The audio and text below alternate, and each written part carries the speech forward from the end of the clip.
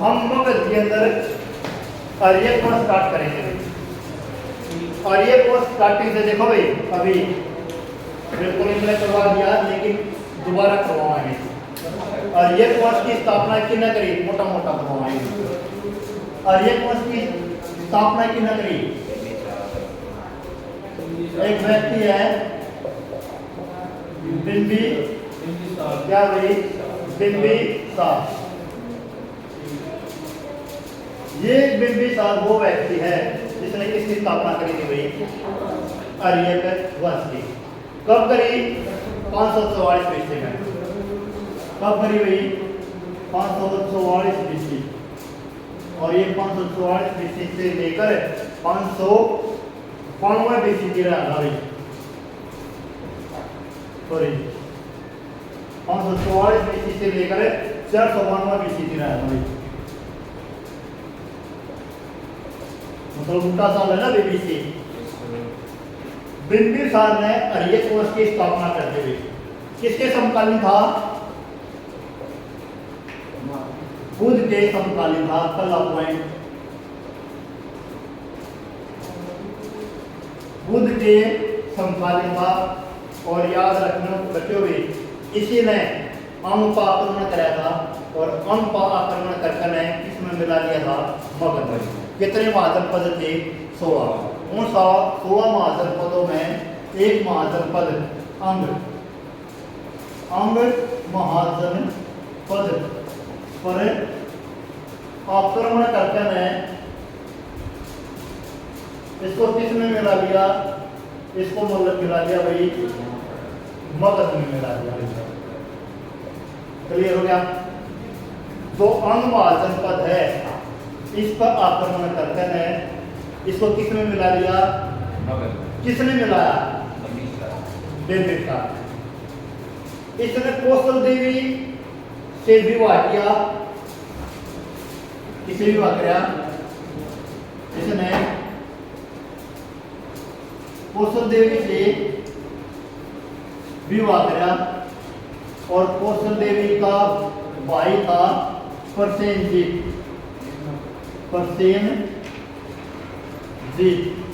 ये प्रसेनजीत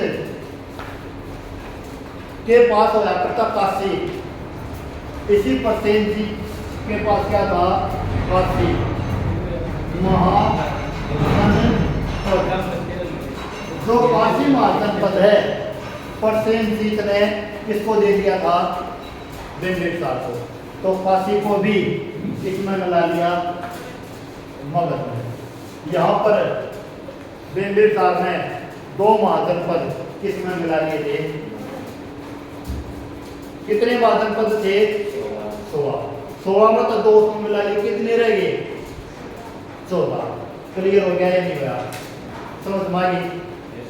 हमने बताया बिंबिसार, और बिंबिसार बुद्ध का समकालीन था। इसने अंग महाजनपद पे क्या किया था? तुमने करके ने इसे किसमें मिला लिया था? मगध में मिला लिया। ठीक है। इसीलिए कौशल देवी से क्या कराया? विवाह कराया। और कौशल देवी का भाई था प्रसेनजीत। इसी प्रसेनजीत से इसने एक महाजनपद और मिला जिसका नाम था काशी। और काशी महाजनपद भी किसे मिल गया था? बिंबिसार।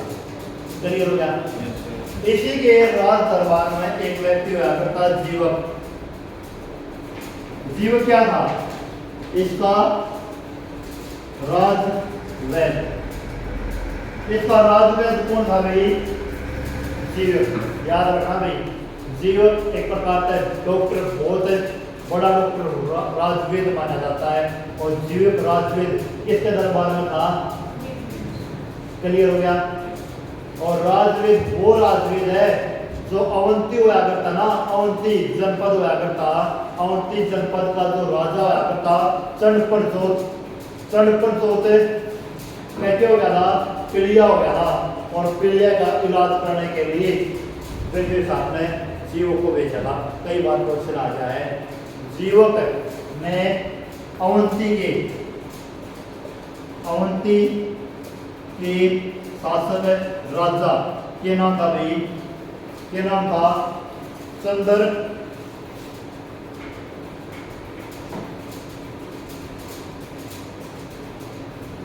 चंड चंड प्रदोष। तो ये चंड प्रदोष है। चंड प्रदोष का इलाज करने के लिए अवंती के राजा चंड प्रदोष का इलाज करने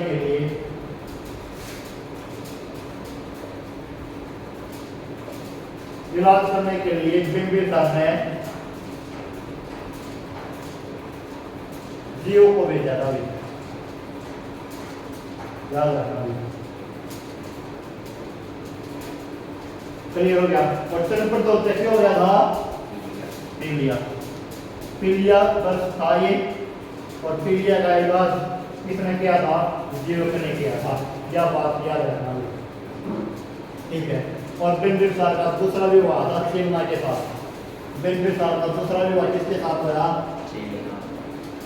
सेना, ठीक है। दो पत्नियां हुई थी, एक तो कौशल देवी और एक सेना, ठीक है। और वही इसकी हत्या इसके बेटे ने कर दी। इसकी हत्या इसी के बेटे के नाम था, इसी का बेटा उदयन ने की, ठीक है। क्लियर हो गया? उदयन ने की, इसलिए उदयन को वहां पितर अंता किसे को वहां उदयन। क्लियर हो गया? अगर जाना एक पढ़ाएंगे भी आप उदयन, ठीक है।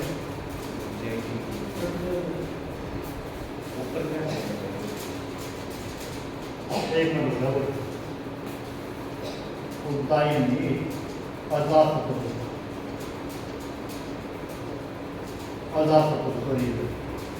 ठीक है।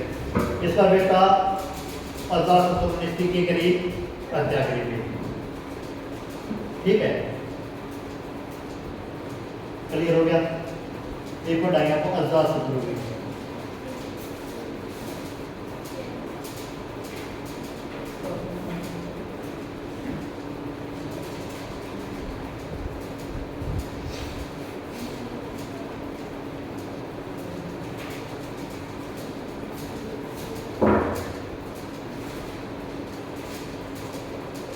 अजातशत्रु जो वही अजातशत्रु है जो बुद्ध के समकालीन भी रहा, जो बुद्ध और महावीर स्वामी दोनों के समकालीन रहा। दोनों के समकालीन कौन रहा भाई? अजातशत्रु, ठीक है। और अजातशत्रु ने मगध में ये मिलाया वज्जी। इसने वज्जी को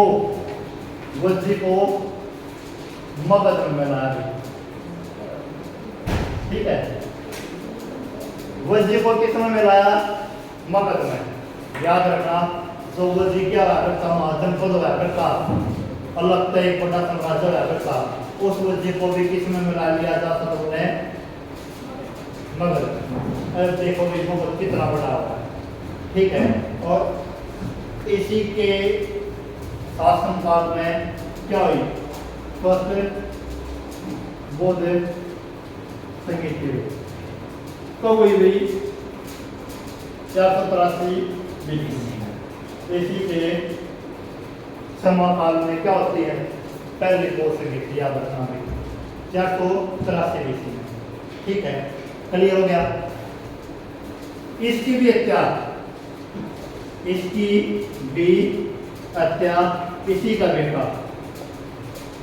का बेटा जिसका नाम था उदयन ने कर दी। इसलिए उदयन को भी को वहां पितर अंता, ठीक है। पितर अंता, क्लियर हो गया? अजातशत्रु इसलिए इंपोर्टेंट है क्योंकि इसके काल में पहली बौद्ध संगीति मोस्ट इंपोर्टेंट है। बौद्ध और जैन, या मतलब बुद्ध में जो मतलब बौद्ध मत गौतम बुद्ध और महावीर स्वामी मतलब जैन धर्म में महावीर स्वामी दोनों को समकालीन कौन रहा? अजातशत्रु। वज्जी पर अटैक करा और किसमें मिला लिया? मगध में। फर्स्ट बॉस संगीति कब हुई? 483 में। इसके अच्छा इसी का बेटा के नाम था भाई उदयन, ठीक है। और उदयन को के वहाँ चित्र था, ये बात है भाई उदयन।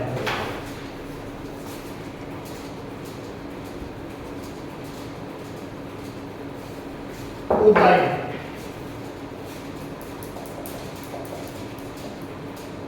उदयन मोस्ट इंपोर्टेंट है भाई। उदयन का सबसे पहला क्वेश्चन आया है भाई। इसी ने एक शहर की स्थापना करी पाटलिपुत्र। इसी ने पाटलिपुत्र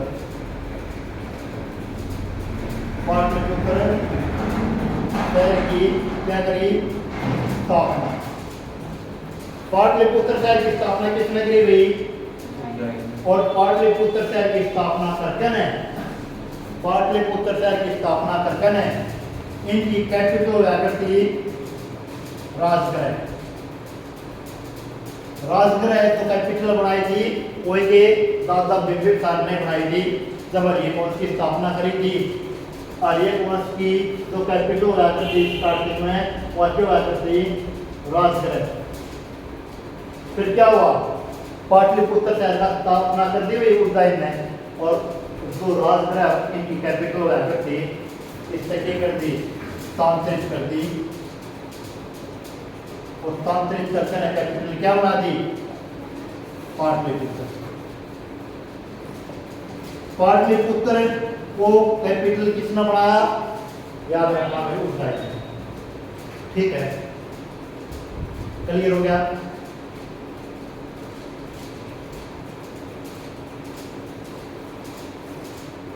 क्लियर हुआ है? नहीं हुआ? वैसे उदयन के बारे में आपने इतना सुनना है। इसके बाद और भी राजा आए, कोई इंपोर्टेंट नहीं है। लास्ट राजा आया भाई नागदशक। आर्य वंश में तो लास्ट राजा आता है वो कौन आता भाई? नागदशक।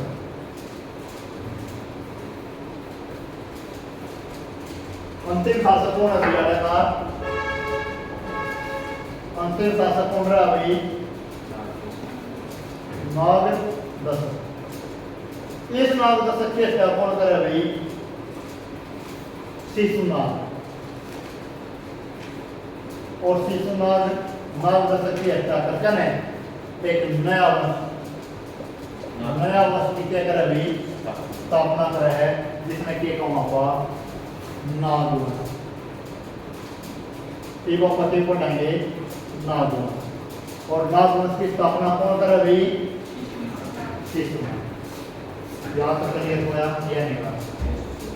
अपन एक वंश पढ़ा आर्य वंश, ये आगे भाई आप नागवंश। नागवंश की स्थापना की करी? शिशुनाग, ठीक है।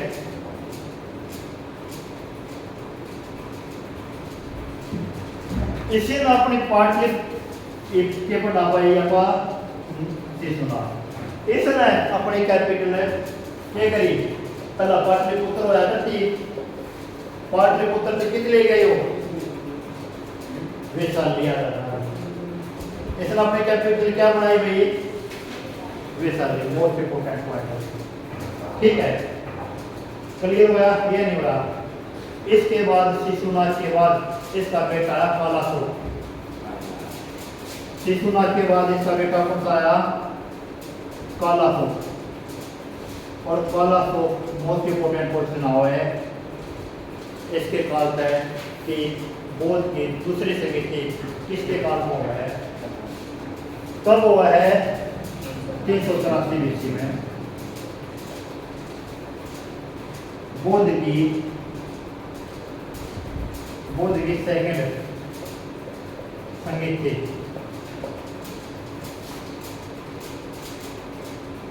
बुद्ध की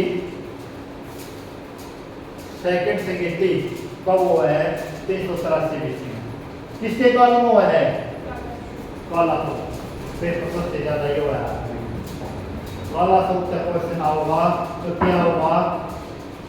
यही होगा कि बौद्ध की सेकंड संगीति किसके कारण हुई? काला शोक।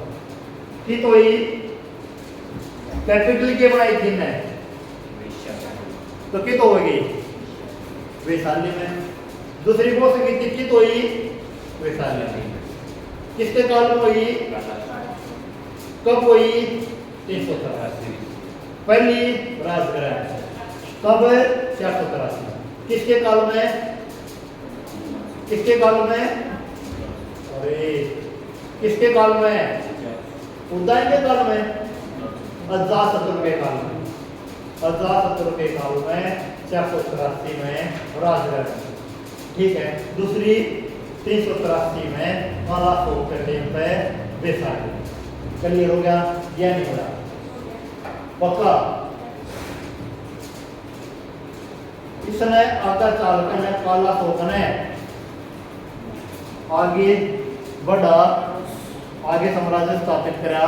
और इसने अपनी जो कैपिटल है दोबारा है, लेकिन पिताजी ने वैशाली बनाई थी ना, वैशाली तो दोबारा पाटलिपुत्र कर दिया था इसने। इसने अपनी दोबारा है कैपिटल चेंज करके कर ली थी, पाटलिपुत्र कर दी थी। याद रखना। ठीक है। एमा कदर की कैपिटल की हुई काला शोक में पाटलिपुत्र।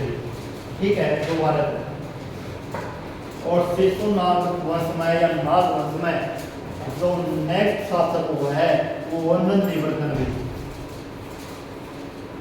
नाग वंश में अंतिम शासक कौन हुआ है? अंतिम शासक कौन हो गई?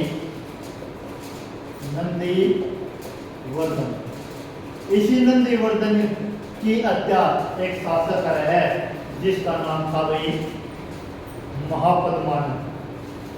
इसी नंदीवर्धन की हत्या कौन करे है? महापद्मानंद। ठीक है। और यही पद्मानंद नंदीवर्धन की हत्या करते हैं नागवंशता की करते हैं अंत करते हैं। क्लियर हो गया? और यही महापद्मानंद एक नए वंश का उदय कर रहा है जिसना पार्टी को वहां नंदवंश। क्लियर हो गया? नंदवंश की स्थापना करने का काम किसने किया? महापद्मानंद। क्लियर हो गया? क्लियर हुआ या नहीं हुआ? ये पढ़ाई आप नंदवंश। ठीक है। इस पद्मानंद के 8 बेटे हुए। क्या बेटे हुए? 8 के 8 में सबसे महान शासक हुआ धनानंद। इसके 8 बेटा मतलब जो सबसे महान बेटा हुआ धनानंद, जो सबसे महान शासक बना। इसके बाद शासक में कौन बने हैं? धनानंद। कौन बना भाई? धनानंद। ठीक है। और वही धनानंद है, ये याद करो, धनानंद के काल में एक गुरु था जिसका नाम क्या था? चाणक्य। और चाणक्य की मतलब चाणक्य को अपमानित करके ने साम्राज्य से निकलवा दे, हो दरबार से निकलवा दे है। और यही वही चाणक्य इसको क्या देखा जा है? चेतावनी देखा जा है कि तेरे अंत का कौन बनेगा? मैं बनूंगा। मतलब विष्णुगुप्त चाणक्य वही बनेगा। वही चाणक्य है आगे चल के छोटे बच्चे को पाला है और उसने बड़ा करा है जिसका नाम चंद्रगुप्त हो है। और वही चंद्रगुप्त लास्ट में किस वंश का सर्वनाश करा है? नंदवंश का। ठीक है। क्लियर हो गया? धनानंद भारतीय इतिहास में स्थायी सेना रखने वाला पहला सम्राट। याद रखना भाई। मतलब है धनानंद भारतीय इतिहास में, भारतीय इतिहास में स्थायी सेना रखने वाला पहला शासक कौन कहलाया भाई? धनानंद। क्लियर हो गया? अपने इतिहास में सबसे पहले स्थायी सेना किन्हें रखी थी भाई? स्थायी सेना भाई, स्थायी सेना के हो गई है अपने फिर सेना भाई, ये भाई आगे साल का जितने भी युद्ध होंगे उसमें क्या करेंगे? योगदान करेंगे, ठीक है। अगर जितने भी युद्ध होंगे वो यही लड़ेंगे। एक प्रकार का स्थायी सेना का प्रावधान कर दिया, ठीक है। क्लियर हो गया? इसके बाद याद रखना, इसी के साम्राज्य में, इसी के शासनकाल में युद्ध हुआ है 326 ईस्वी में। 326 ईसा पूर्व में इसी के काल में युद्ध हुआ है। इसमें के कहा सिकंदर का आक्रमण। सिकंदर का आक्रमण किसके काल में हुआ भाई? इसी दनानद के काल में हुआ है। सिकंदर के साथ और दनानद के साथ मतलब दोनों आपस में नहीं, सिकंदर का आक्रमण दनानद के साथ नहीं होता, मतलब भारत में सिकंदर का आक्रमण हुआ। किसके काल में हुआ? अभी मैं सिकंदर की स्टोरी बताऊंगा, ठीक है। और याद रखना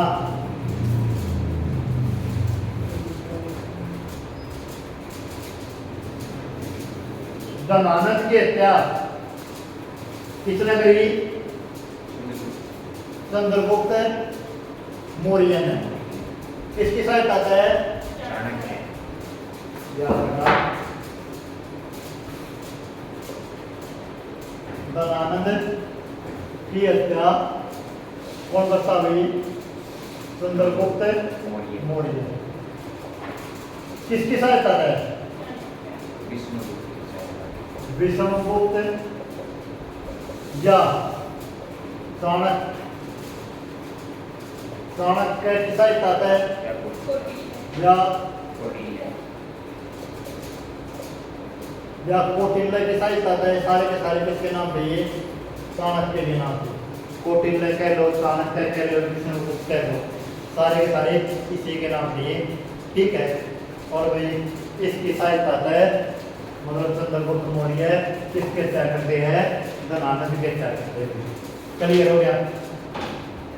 और इसकी दनानद की हत्या करने के बाद और चंद्रगुप्त मौर्य ने नए साम्राज्य की स्थापना करा है, जिन्ना के को वहाँ मौर्य। अपना जो नेक्स्ट टॉपिक होगा वो मौर्य ही होगा, ठीक है। और जो अपना लास्ट टॉपिक बच रहा है, ठीक है, मौर्य अपना लास्ट टॉपिक। इससे पहला जो अटैक होया सिकंदर का आक्रमण कब? 326।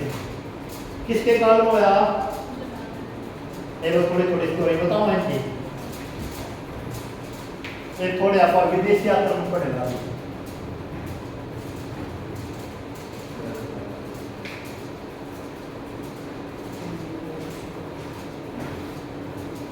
आप एक बार विदेशी आक्रमण पड़ेगा, टॉपिक डाल लो विदेशी और आक्रमण। समझ में आओ भाई सारा का सारा, साथ के साथ में लिखते चल रहे हो? बिल्कुल सर। देख भाई पहला क्वेश्चन आ रहा है भाई, भारतीय इतिहास में भारत पर सबसे पहला विदेशी आक्रमण किसने किया? बता सको?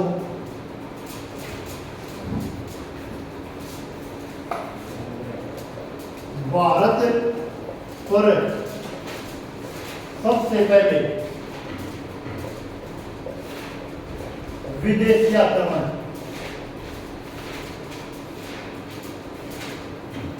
किसने कराया भाई? बता सको? एक व्यक्ति था डेरियस। क्या नाम था भाई? डेरियस।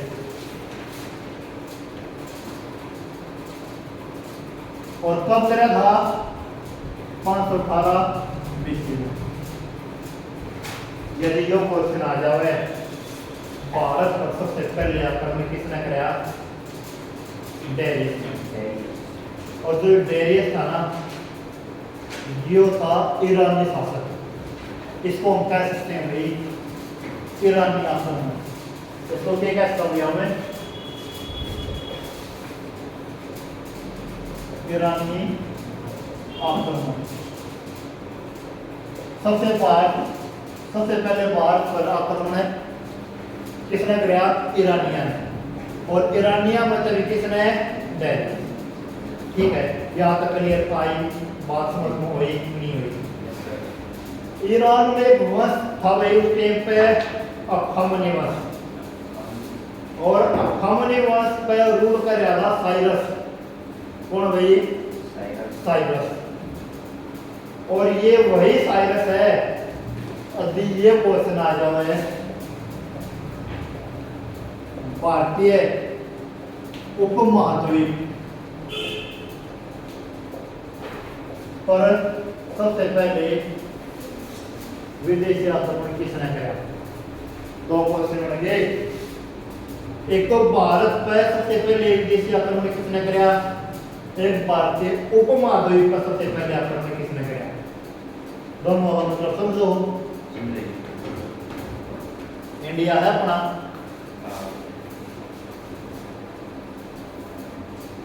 इंडिया है, ये ऊपर है नेपाल, चाइना, पाकिस्तान, अफगानिस्तान। भाई जो चाइना ये फॉलो था, जो सारा का सारा जो था ना उस टाइम में, मतलब चाइना का वाला पार्ट और ऊपर वाला पार्ट, तो ये था ना सारा का सारा, ये पहला जितने देशी साइड हुआ करते ये सारे के सारे उपमहाद्वीप का हिस्सा रहते। ठीक है ना, भारत के उपमहाद्वीप का करते, मतलब भारत अलग से जितने देश थे ना वे सारे भारत के उपमहाद्वीप में होते हैं। ठीक है, और भाई भारत के उपमहाद्वीप में सबसे पहले आक्रमण करने वाला कौन था? साइरस। कौन था? साइरस। याद रखना कौन था भाई? साइरस। याद हो गया? याद हो गया? और भारत पर सबसे पहले आक्रमण करने वाला कौन था? डेरियस। क्लियर हो गया? तो ये डेरियस है ना, जो साइरस का ही बेटा था, जिसने पचे का आदम से दारा, इसी ने क्या थे? दारा। ठीक है, यहाँ तक क्लियर हुआ कि नहीं हुआ? जब भारत और ईरान का परस्पर आक्रमण हो गया ना, तो भाई ईरान भारत में क्या हो गया? आवागमन हो गया, मतलब आपस में भारतीय ईरान का लगे, ईरानी भारतीय आने लगे। इसलिए तो सबसे पहले व्यापार देखा था ना, भारत किसके साथ किराया करता? तो याद रखना, ईरान के साथ किराया करता। तो यहाँ पर देखा, हाँ इसी बीच भारत और ईरान के बीच क्या हो गया था? व्यापार की स्टार्टिंग होती थी। और भारत में खरोष्टी लिपि की शुरुआत होती थी। यहीं पर जो भारत पर अटैक हुआ, विदेशी आक्रमण था ईरानियों का, तो एक लैंग्वेज की स्टार्टिंग हो गई थी, खरोष्टी। पहले तो याद करो, जो भाषा लिखी जाया करती वो कैसे लिखी जाया करती? कैसे लिखी जाया करती? ऐसे लिखा करते, right to left, left to right, right to left, फिर राइट टू लेफ्ट, इस प्रकार लिखा करते ना। यह खरोष्टी लैंग्वेज कैसे लिखी गई भाई? राइट टू लेफ्ट, सीधा इस तरीके से समझ बात है। खरोष्टी लिपि की शुरुआत है, मतलब ईरानी आक्रमण हुआ तभी से मानी जाती है। जो अपना ईरानी आक्रमण था, क्लियर हो गया? सबसे पहले ईरानी आक्रमण किस महाद्वीप को हुआ था? भारतीय उपमहाद्वीप पर। किसने किया? साइरस। और ये साइरस कौन था? ईरान का एक वंश था, अखामनी वंश, और उसी का रूलर कौन था? शासक कौन था? ये साइरस था, जिसने भारत उपमहाद्वीप पर सबसे पहले आक्रमण किया। और एक बेटा था डेरियस। भारत पर सबसे पहले आक्रमण किसने किया? जिना के को वहाँ दारा। क्लियर हो गया? समझ में आई बात? और जो ये अपन जानकारी मिल रहा है ना ईरानी आक्रमण की, एक अभिलेख है, बैस्तून अभिलेख। कौन सा अभिलेख है? बैस्तून अभिलेख। तो बैस्तून अभिलेख है ना, इसी में किसकी जानकारी मिल रही है? इन अटैक की आक्रमण की जानकारी इसमें मिल रहा है, बैस्तून अभिलेख मिल रहा है। याद रखना। क्लियर हो गया? ये पढ़ाएगा पा यूनानी आक्रमण, एक के पढ़ाएगा पा यूनानी आक्रमण करता रहो इसने करते रहो भाई।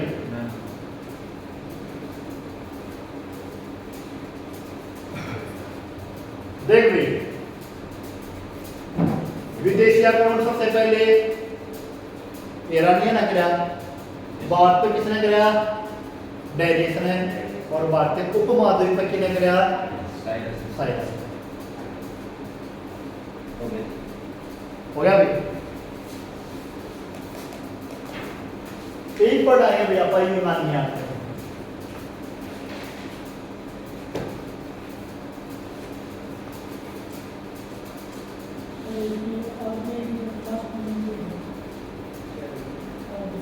एक पढ़ाएंगे भैया पर यूनानी आक्रमण।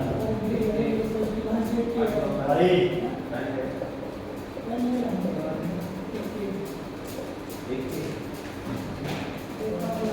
देखो भाई यूनान में एक जगह थी मकदूनिया।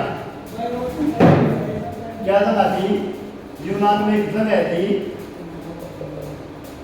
मकदूनिया, और मकदूनिया जो जगह थी उड़ राजा था राजा फिलिप। कौन था राजा? फिलिप। ठीक है। इसी का बेटा था अलेक्जेंडर। इसी का बेटा कौन था? अलेक्जेंडर, जिसने क्या क्या करता था? सुनापाटे को वहां सिकल गया, क्लियर हो गया। इसी अलेक्जेंडर ने क्या करते? सिकल गया। देखो भाई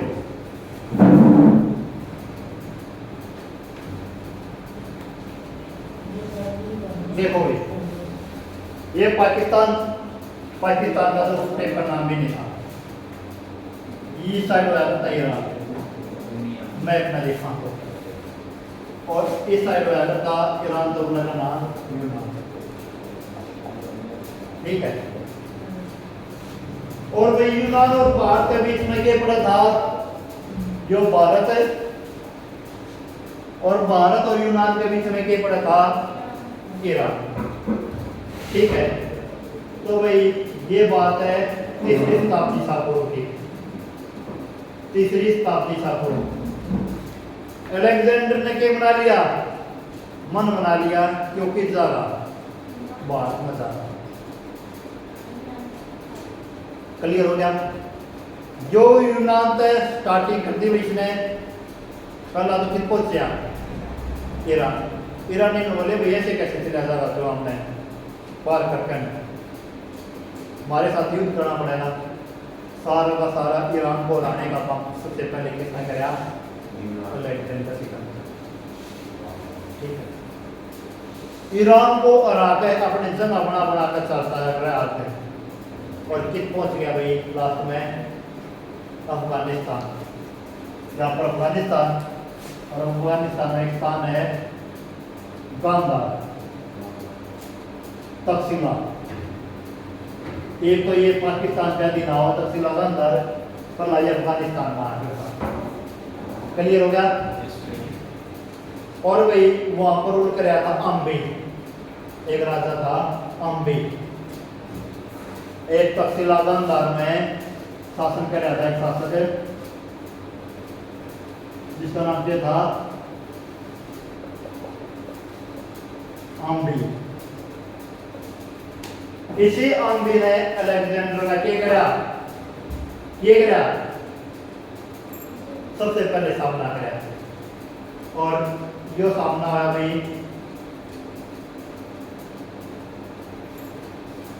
जो सामना आया गांधार तकसीला के आसपास में, और अम्बी ने क्या करा?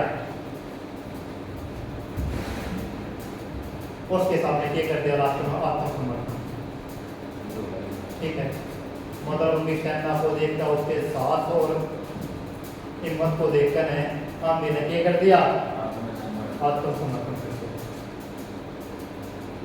फिर वो पहुंचा गचालकन है, एक नदी थी विचिस्ता नदी। ये पर एक नदी थी विचिस्ता नदी। और विशिष्टा नदी ने के वहाँ आइडिस पेज नदी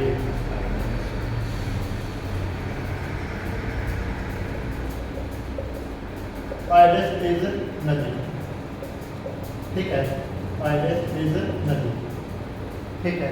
इसी विशिष्टा नदी ने के वहाँ आइडिस पेज, ये विशिष्टा नदी जेलर की सहायक नदी थी, सहायक नदी है, ठीक है। यहाँ पर एक शासन राज कर रहा था जिसका नाम था पोरस। पोरस था सिंध का राजा, ठीक है। सिंध पे राज कौन कर रहा था? पोरस, ठीक है।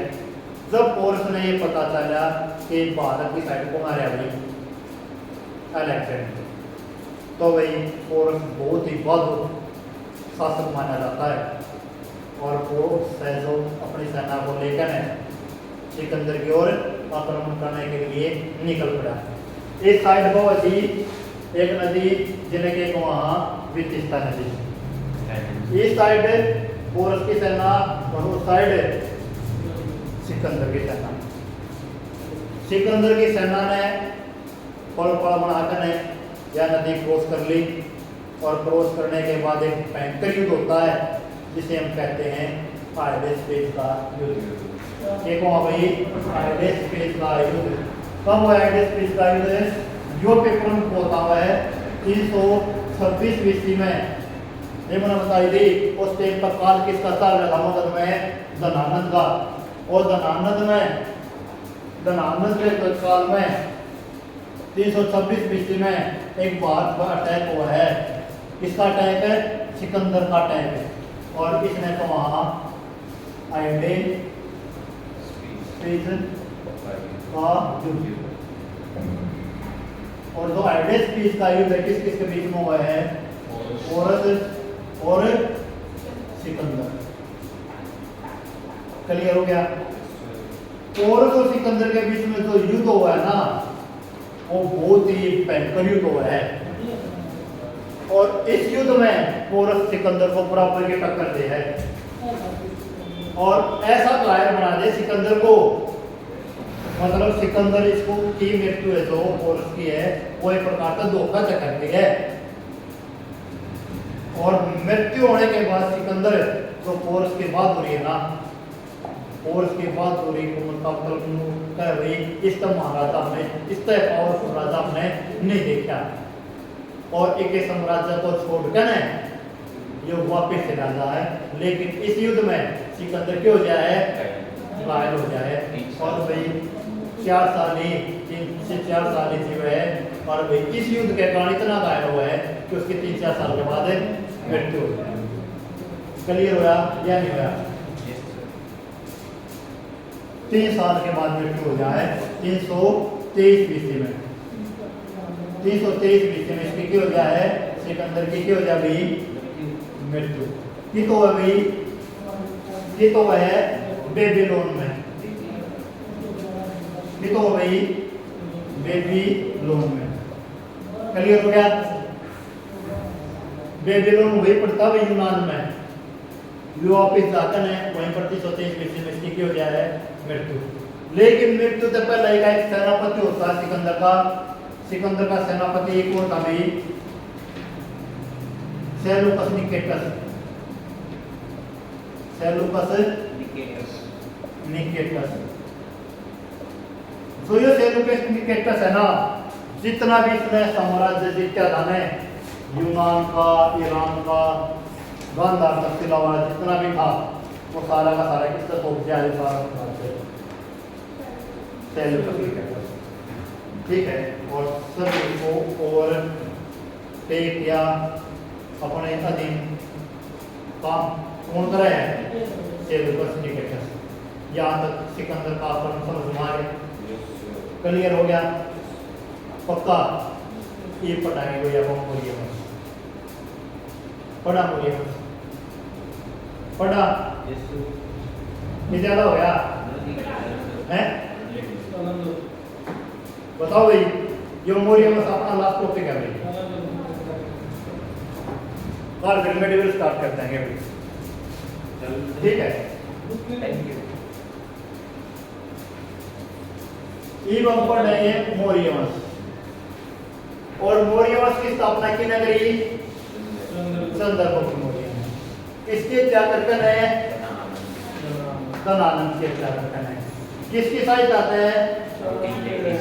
चाणक्य या कौटिल्य या विष्णुगुप्त की सहायता।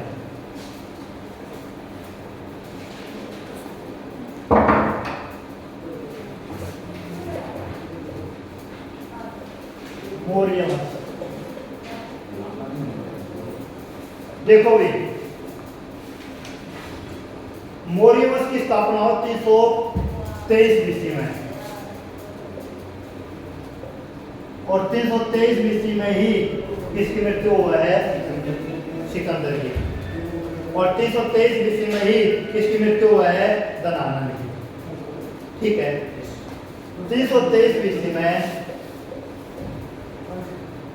चाणक्य की मदद से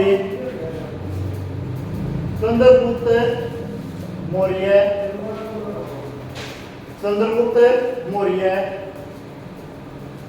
धनानंद की हत्या करके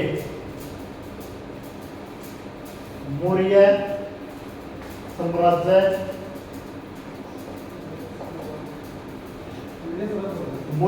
का क्या करता भाई? मौर्य साम्राज्य का उदय या मौर्य साम्राज्य की स्थापना करता है। क्लियर हो गया? यहां तक समझ आ गई? एक जो एक चंद्रगुप्त मौर्य है ना, इसका पेपर में बहुत आओ क्वेश्चन भाई। चंद्रगुप्त मौर्य का यूनानी नाम क्या था? चंद्रगुप्त मौर्य का यूनानी नाम क्या था? ये पेपर में बहुत आओ है। और एक अभी सेंड्रोकोटस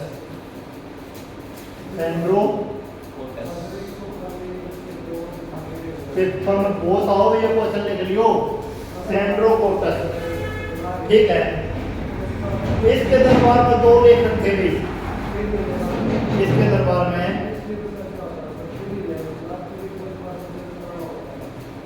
2 लेखक थे। एक का नाम था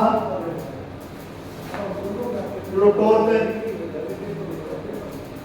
एक का नाम था प्लूटोर्क और दूसरा का नाम था जस्टिन। जो ये जस्टिन है ना, ये चंद्रगुप्त मौर्य का ही बेटा था। ठीक है, क्लियर हो गया? ये जस्टिन कौन था? चंद्रगुप्त मौर्य का ही बेटा था, और एक था प्लूटोर्क। इन दोनों के अनुसार माना जाता है कि चंद्रगुप्त मौर्य की सेना में 6,40,000 सैनिक थे। कितने सैनिक थे? इनके अनुसार चंद्रगुप्त मौर्य की सेना में कितने? 6,40,000 के थे सैनिक थे। और किसी के पास लाखों में सैनिक होना छोटी बात नहीं है। ठीक है, क्लियर हो गया?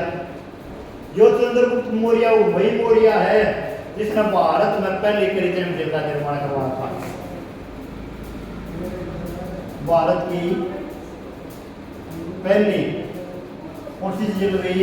कृत्रिम झील के नाम गई सुदर्शन झील का निर्माण।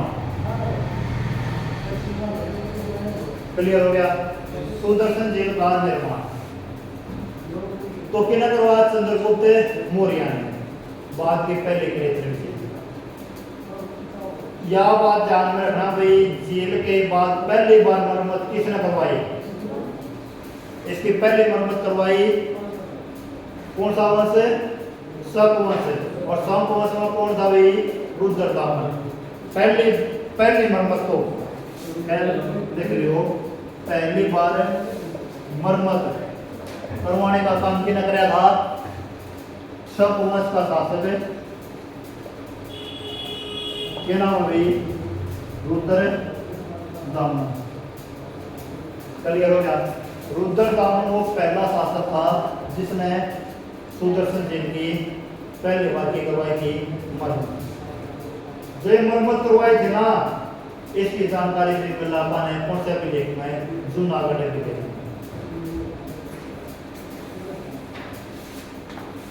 इनकी जानकारी कितने लगी? जूनागढ़ अभिलेख में मिलती है। और याद रखना, ये जूनागढ़ अभिलेख वही अभिलेख है तो भारत का पहला संस्कृत भाषा में लिखा अभिलेख है। संस्कृत भाषा में लिखा पहला अभिलेख कौन सा है? यही जूनागढ़ अभिलेख है। ठीक है। और इसी में जानकारी मिलती है कि दूसरी बार मरम्मत करवाई थी स्कंदगुप्त ने। पहली बार तो रुद्र दामन ने, दूसरी बार स्कंदगुप्त ने। याद बात है, स्कंदगुप्त ने तो सेकंड बार और पहली बार रुद्र दामन ने। यहां तक क्लियर हो गया? एक मस्त हो रही बताओ मन मेरा बोलो रे हो। 305 बीसी में आगे भी हम। और 305 बीसी में एक अटैक हुआ है जिसको हम कहते हैं सेल्यूकस निकेटस का अटैक। सेल्यूकस निकेटस कौन था? सिकंदर का सेनापति। वही सेनापति जो के करे है सारा का सारा सिकंदर सारा साम्राज्य सौंप के चले जाता है। वही सेनापति जिसको एक सेल्यूकस निकेटस की एक बहन थी। वैसे सुन लियो, अपने आते वैसे लिखना बढ़िया दिया। सेल्यूकस निकेटस की एक बहन थी जिसका नाम क्या था? बता सकते हो भाई? जिसका क्या नाम था बता सकते हो? अरे बता सको नहीं बता सकते? एलन। सुना है एलन नाम? एलन नाम सुना है? सेल्यूकस निकेटस की एक बहन थी भाई एलन, जिसको चंद्रगुप्त मौर्य देखता और फिदा हो गया। ठीक है। और भाई जैसे किसी नदी का तट पर देख ले है और भाई रास्ता नदी एलन देख लाया है तो भाई चंद्रगुप्त मौर्य भाई एलन को एक प्रकार से आपस में दोनों प्यार जम लग गया है। और यह बात किसे पसंद नहीं आती? सेल्यूकस निकेटस। और सेल्यूकस निकेटस में युद्ध करने को तैयार और अपनी सेना को लेकर कहां पहुंच गया? चंद्रगुप्त मौर्य के यहाँ। चंद्रगुप्त मौर्य तैयार हो गया, विद्रोह की सेना को तैयार कर लो। जब सेल्यूकस निकेटस ने चंद्रगुप्त मौर्य की लाखों की सेना देखी तो उसने अटैक नहीं कराया, उसने वैसे ही हाथ जोड़कर गया होगा कि इतनी बड़ी सेना को देखकर न कोई लड़ सकता है। 6,40,000 की सेना मानी जाती है चंद्रगुप्त मौर्य की, और उसकी कितनी थी? मात्र 40,000 की। 40,000 की 6 लाख प्लस सेना। तो भाई वैसे ही कर ले है, आत्मसमर्पण कर ले है। और भाई चंद्रगुप्त मौर्य उसके सामने 2 शर्त रखे हैं। एक तो अपनी बहन की शादी करवा दे, दूसरा जितना भी तने साम्राज्य सेल्यूकस मतलब सिकंदर तमिल रहा है वो सारा साम्राज्य किसको सौंप दे? मेरे को। सारा साम्राज्य जो सेल्यूकस निकेटस है वो किसको सौंप देता है? और अपनी बेटी मतलब अपनी बहन की शादी किससे करवा दे है? याद क्लियर हो? बहन की शादी बेटी हुई, बेटी से बहन की बेटी। ठीक है, क्लियर हो गया भाई? Yes sir. यह स्टोरी अपने हाथ से ले लियो भाई। सेल्यूकस निकेटस और चंद्रगुप्त मौर्य के बीच का जो युद्ध है वो ये है कि जो युद्ध हुआ था वो सेल्यूकस निकेटस की बेटी को लेकर हुआ था। और वही कब हुआ था? 305 बीसी में हुआ था। कब हुआ था? 305 बीसी में। और माना जाता है सेलूकस बाग,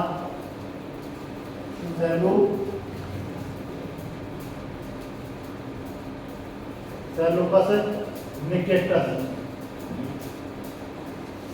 का भारत पर आक्रमण। ठीक है, सेलूकस का भारत पर आक्रमण। क्लियर हो गया?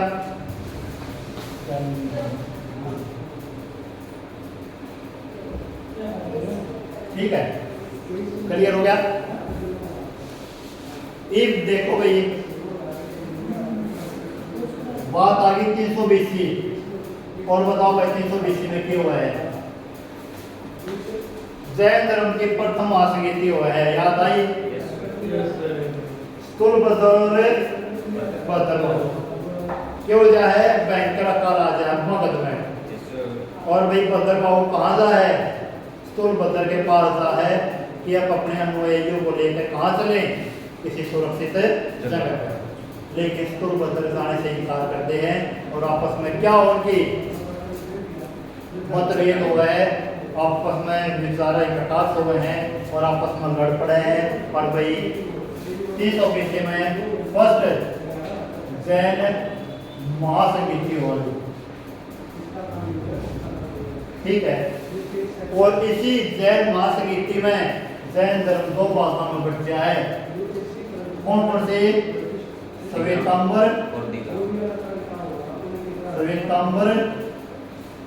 और दिगंबर। ठीक है, दिगंबर और श्वेतांबर।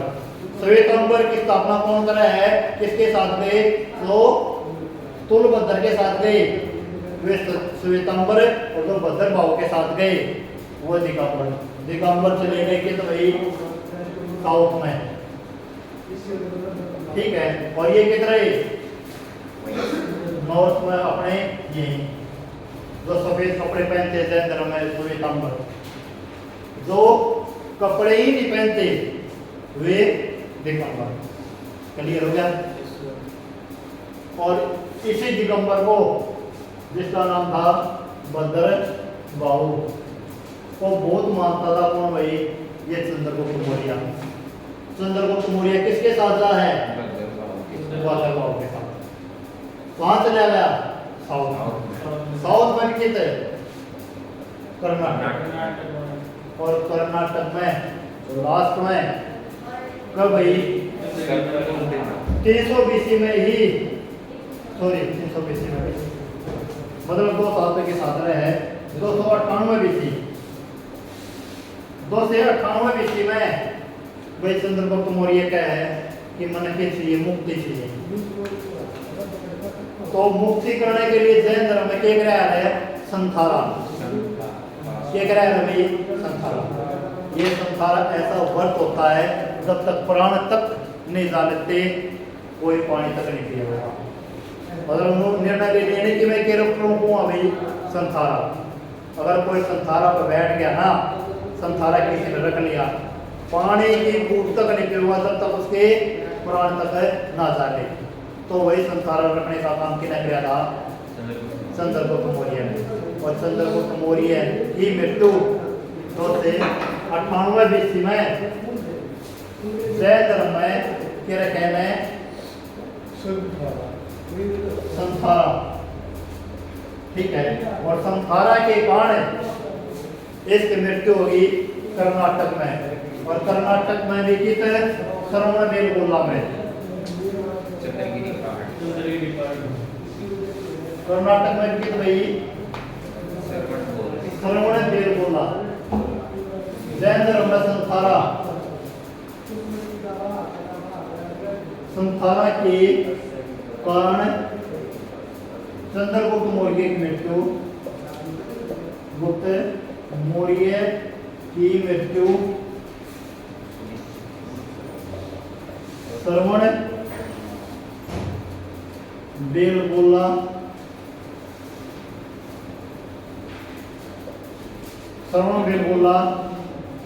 में हुई।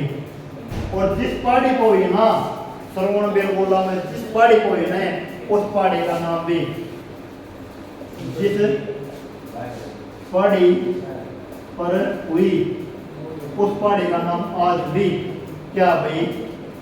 सुंदरगिरी पहाड़ी।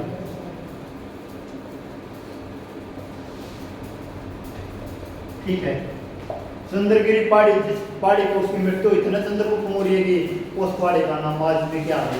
सुंदरगिरी पहाड़ी। किसके कारण हुई थी? संथारा। संथारा क्या होता है जैन धर्म में? मतलब एक व्रत हुआ है, ऐसा व्रत जब तक प्राण तक ना डाले कोई पानी तक नहीं पीएगा। ठीक है, ये किसके साथ चला गया था? भद्रभाव के साथ चला गया था, चंद्रगुप्त मौर्य। ये चंद्रगुप्त मौर्य की स्टोरी थी। क्लियर हो गया? इसके बाद इसका बेटा हुआ है बिंदुसार, और बिंदुसार के बाद हुआ है बिंदुसार का बेटा अशोक, और अशोक के बाद हुआ है, अशोक के बाद आ गई कुणाल। ठीक है भाई, आप कल बनाएंगे, आज कंप्लीट नहीं हुआ है। ठीक है, और कल आते ही सबसे पहले हिस्ट्री किसी के टॉपिक को खत्म करेंगे। ठीक है, समझ में आया या नहीं आया?